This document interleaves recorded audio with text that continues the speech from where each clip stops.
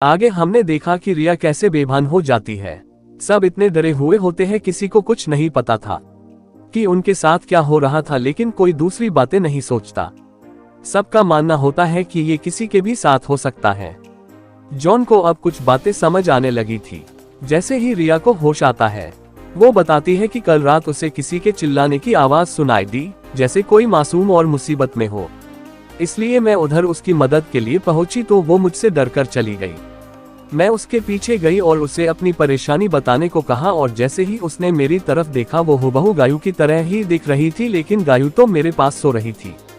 फिर अचानक वो गायब हो गई और उसके बाद का मुझे कुछ याद नहीं है। सच में ये एक बहुत ही डरावना सफर रहा है।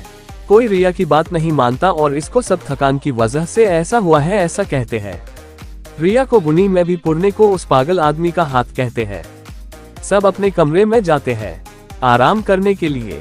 गायू अपने कमरे में जाती है तो उसे, आओ मेरे पास आओ, मुझे पता था तुम एक दिन जरूर इधर आओगी। वो इस आवाज को वहम समझकर बाहर जाती है तो उसे वहां उसके कमरे के बाजू में ही एक बढ़िया कमरा दिखता है, लेकिन उस पर ताला लगा था।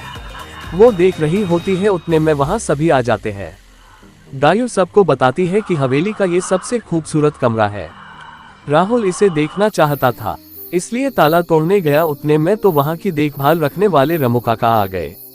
रमू काका सबको मना करते हैं इस कमरे को खोलने से। वो बताते हैं इस कमरे में कई साल से राज छुपाए हुए हैं, इसे खोलना मत वरना अच्छा नहीं होगा। इधर ऐसा वैसा कुछ बोलना भी मत, अब खाना खाने सब आ जाओ। सब खाना खाते हैं और फिर अपने कमरे में सो जाते हैं। जैसे ही सब सोते हैं, गाय को फिर वही आवाज सुनाई देती है। वो आवाज सुन बाहर आती है। जॉन और राहुल दोनों ही बाहर बातें कर रहे होते हैं। तीनों बात कर रहे थे, उतने में उनकी आवाजें सुन निक्की और रिया भी आ जाते हैं।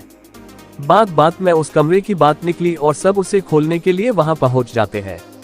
वहां कमरे के बाहर कुछ धागे लपेटे हुए थे। गायू उसे निकल देती है। निकालने के बाद राहुल दरवाजे को जोर से धक्का मारकर खोलता है। इतने में तो आप ही बताओ आगे क्या होगा। कौन होगी वो औरत जो गायू के जैसी लगती है? अब क्या होगा इन सब के साथ? देखते हैं मेरे साथ एक डरावना सफर। कैसी लगी आपको मेरी कहानी बताना ये मत भूलना। ढेर सारा प्यार दीजिए मेरी इस कहानी को और हमारे चैनल को सब्सक्राइब करना ना भूल। Thank you so much.